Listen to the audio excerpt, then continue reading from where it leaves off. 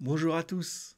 Alors, Mazen galérait pour faire la vidéo sur la terminologie du yoga intégral. Alors, il a bien fallu que je lui donne un petit coup de main.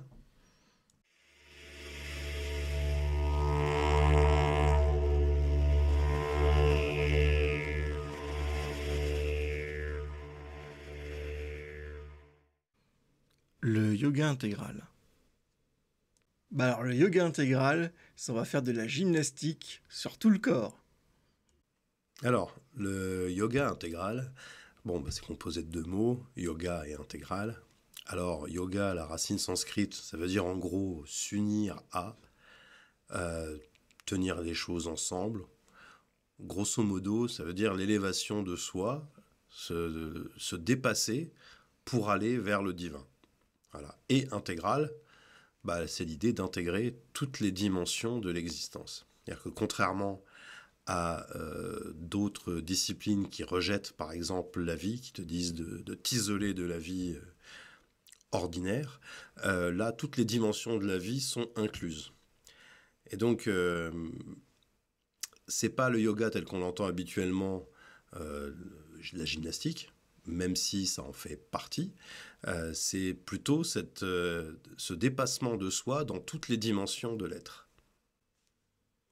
Le brahman. Alors, le brahman, c'est un man, un mec avec plein de bras. Alors, le brahman, euh, il y a plusieurs sens. Bon, déjà, vous connaissez ce qu'on appelle un brahman, c'est la plus haute des castes dans l'hindouisme. Là, c'est pas de ça dont on parle. C'est pas non plus du dieu Brahma que vous voyez derrière moi, euh, avec trois têtes et plusieurs bras, pour l'appeler Tetman aussi, pas seulement Brahman.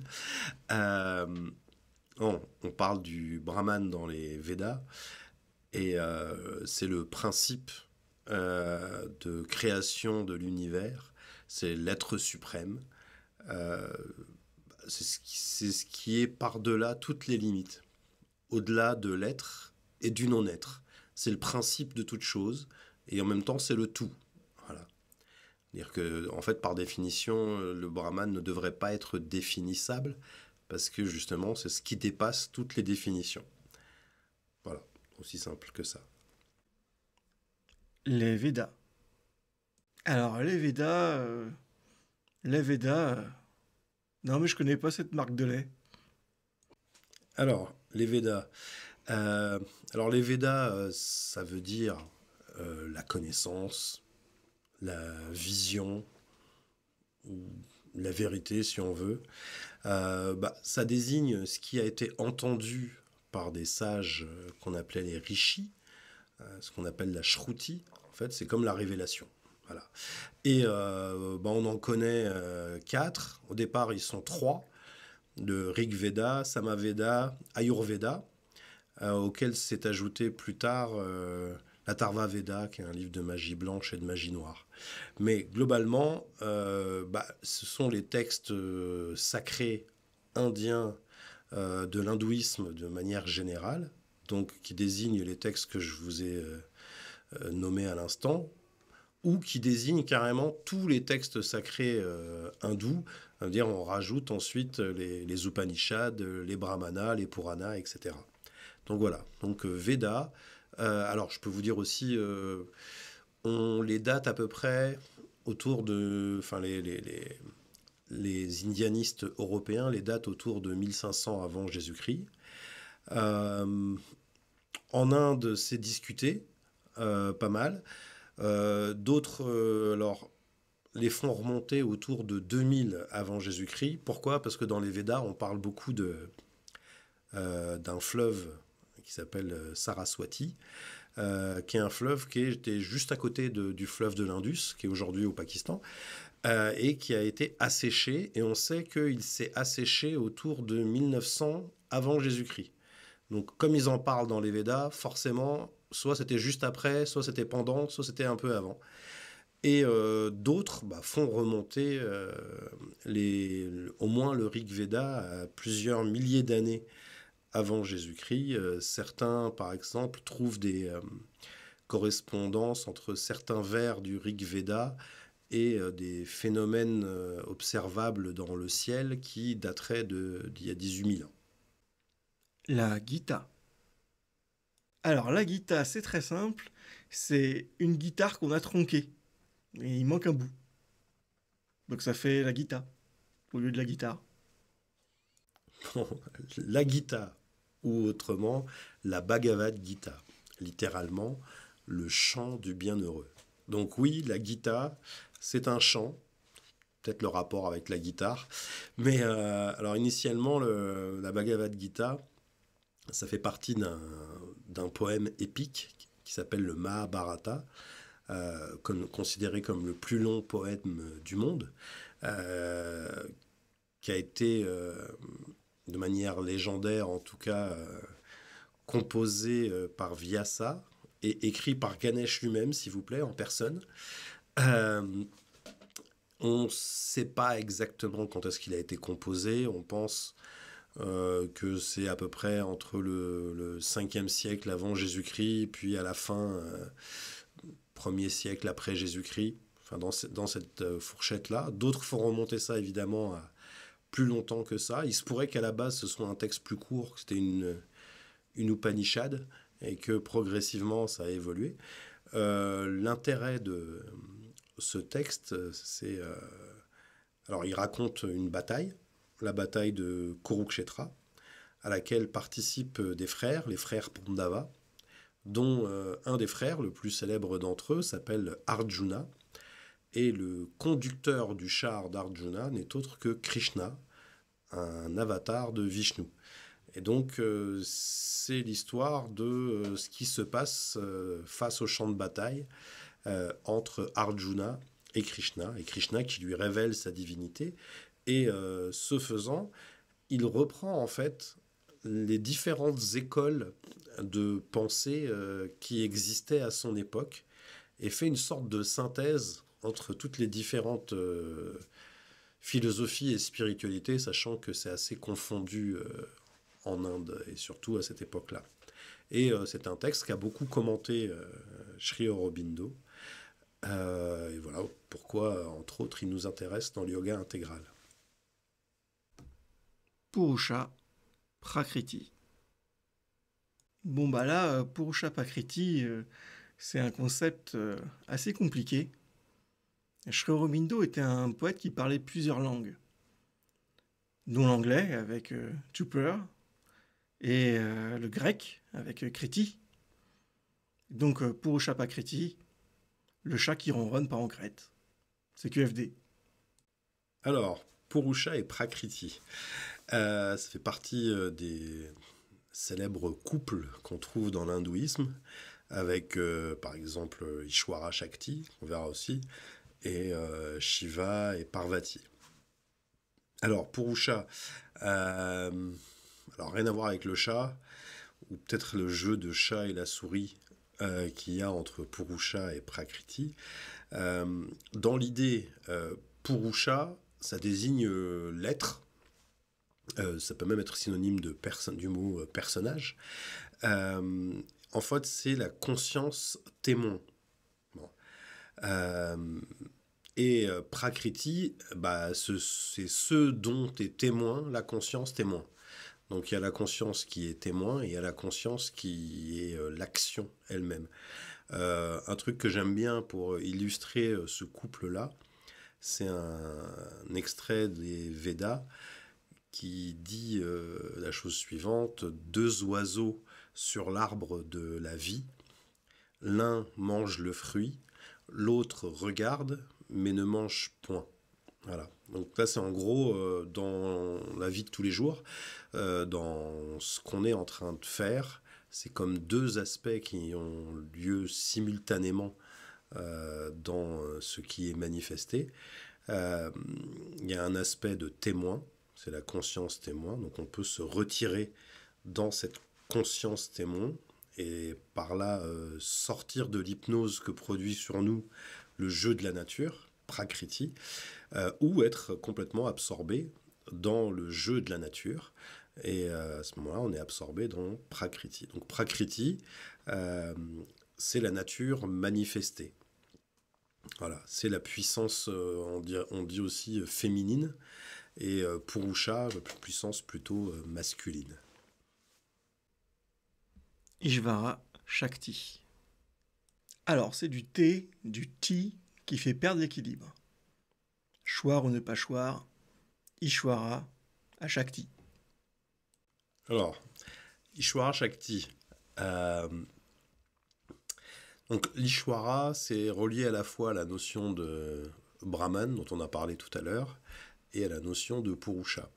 Donc, d'une certaine manière, l'Ishwara, c'est le Purusha suprême. L'Ishwara, c'est aussi synonyme de Seigneur, hein, c'est le Dieu suprême. D'une certaine manière, le Brahman, j'avais dit tout à l'heure qu'il était par-delà l'être et le non-être, et qu'il échappait à toute définition. D'une certaine manière, tellement abstrait, ce tout, que c'est pas facile de s'y rapporter. Euh, et c'est là qu'intervient l'Ishwara. C'est que l'Ishwara, d'une certaine manière, c'est la conception du divin la plus élevée qu'on peut avoir. Voilà. Euh, et pareil, cet Ishwara, c'est le seigneur de la manifestation. Et en miroir de cet Ishwara, il y a la Shakti, qui est la conscience, cette fois, non pas créatrice et témoin, mais la conscience force. Donc, c'est la puissance, le divin en action, le côté dynamique, le côté féminin, comme pour la Prakriti, hein. Et donc, cette Shakti, c'est le pouvoir de manifestation du divin, donc c'est un aspect féminin, et donc il est en couple avec cet Ishwara.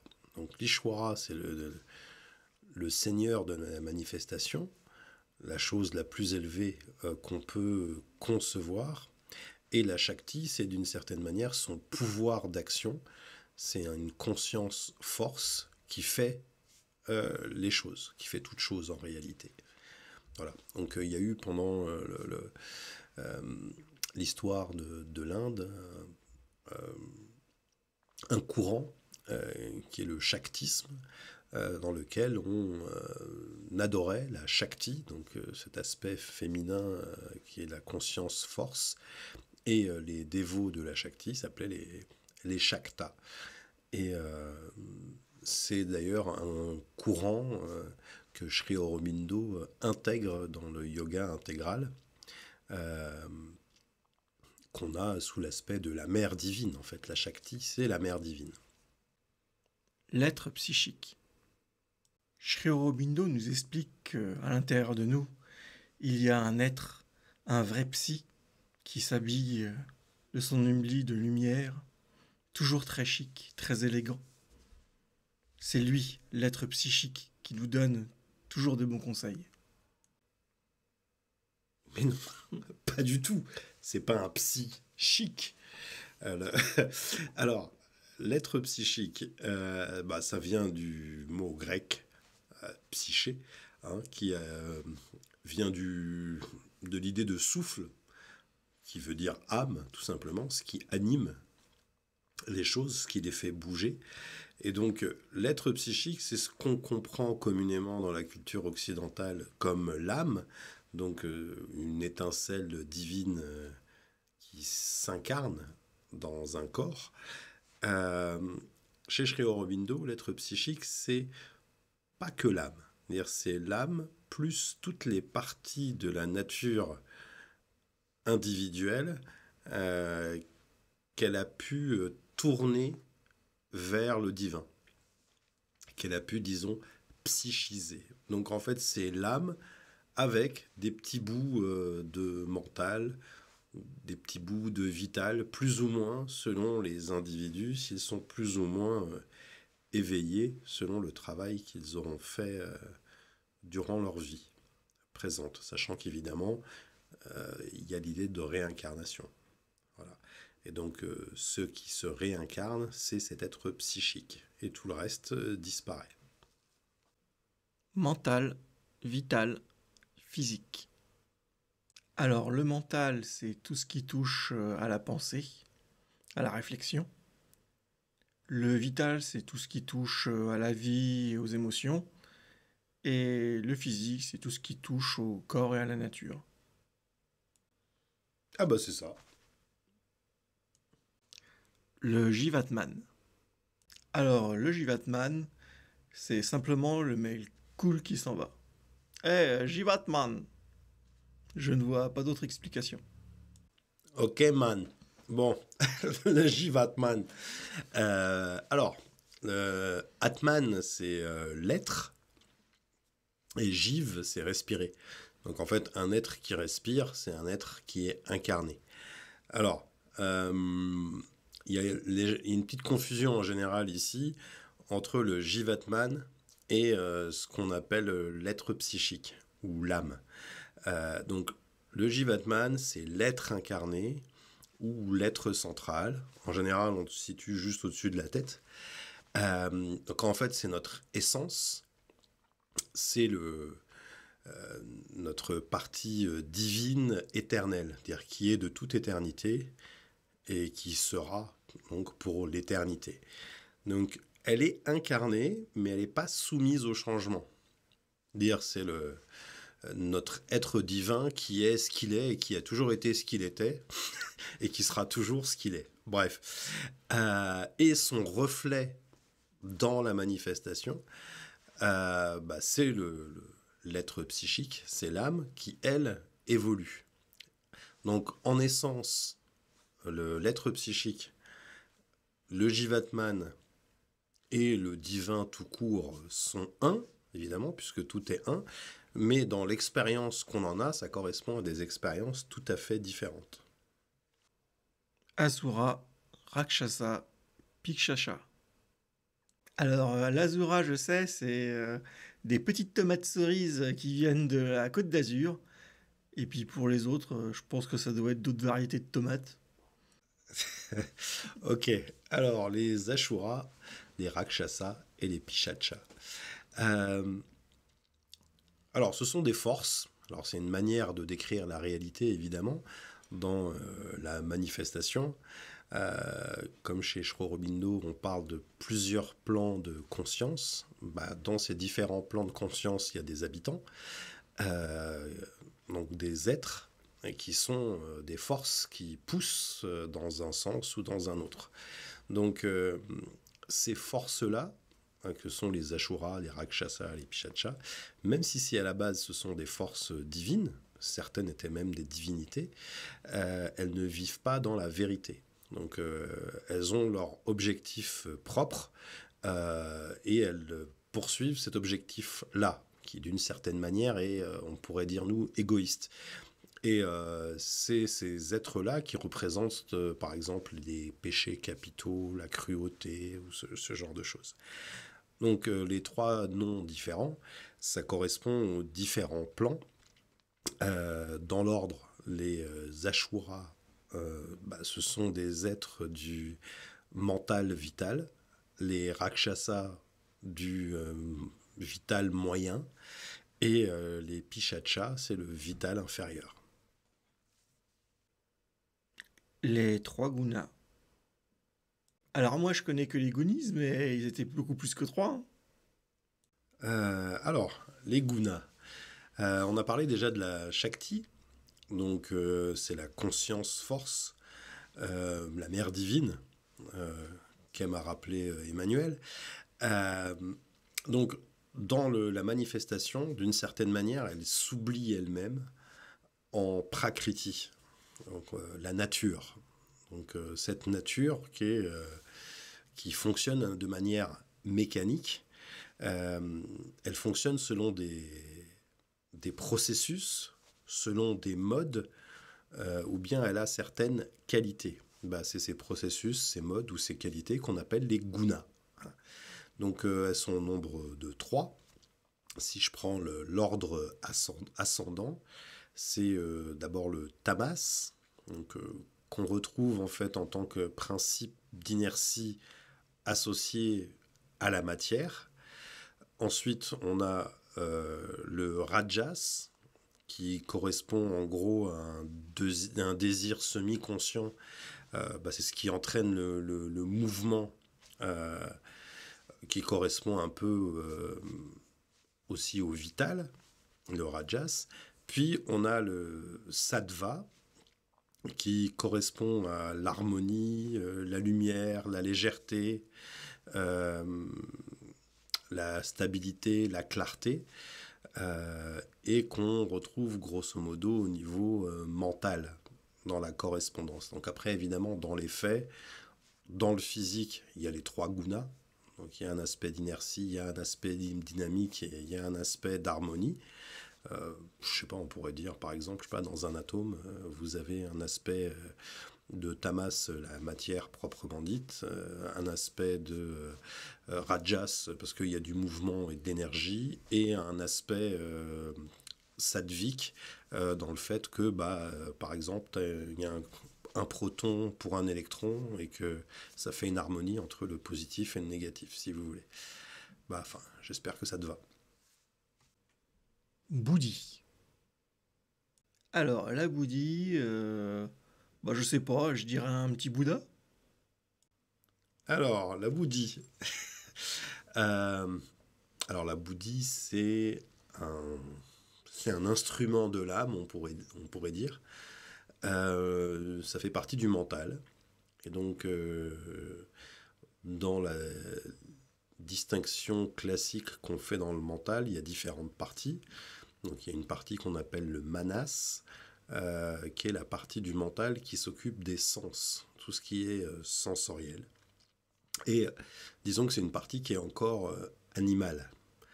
Euh, Au-dessus de ce manas, il y a donc la bouddhi, qui est intermédiaire, on va dire, qui est une partie supérieure du mental, qui est intermédiaire entre ce manas, qui est le mental sensoriel, en gros, pour faire simple, et le mental intuitif qui est au-dessus.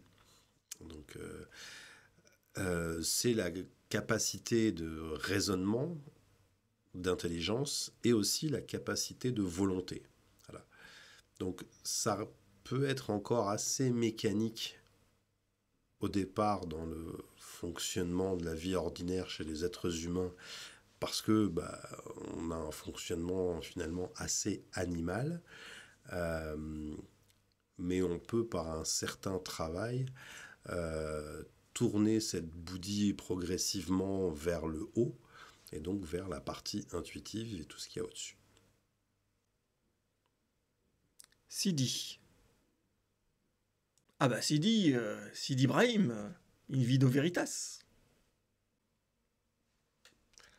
Moi, je veux bien aider, mais Sidi que des conneries, ça va pas être facile.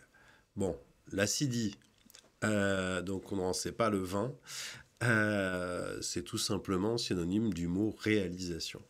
Alors, le mot réalisation s'oppose un peu au mot expérience. C'est que, par exemple, on peut faire l'expérience du silence mental. Donc, on essaye d'amener le silence dans notre mental, que ça se calme un peu là-haut. Donc, on peut en faire l'expérience. Techniquement, si pendant 3 secondes, il n'y a plus aucune pensée dans votre tête, voix qui est en train de parler ou quoi, c'est que vous avez fait l'expérience du silence mental. Mais la seconde d'après, vous refaites l'expérience de voir passer des pensées. Donc techniquement, en fait, tout est une expérience. En revanche, une CD, c'est qu'on a réalisé quelque chose. C'est une réalisation. Donc en fait, c'est une expérience qui est devenue permanente. Même si, bizarrement, quand bien même vous avez par exemple une CD dans le mental qui est le silence mental, vous pouvez perdre un peu cette expérience, je veux dire avoir votre mental qui est à nouveau troublé, mais son état habituel est devenu celui de votre CD, de votre réalisation. Son état habituel est devenu un état de silence.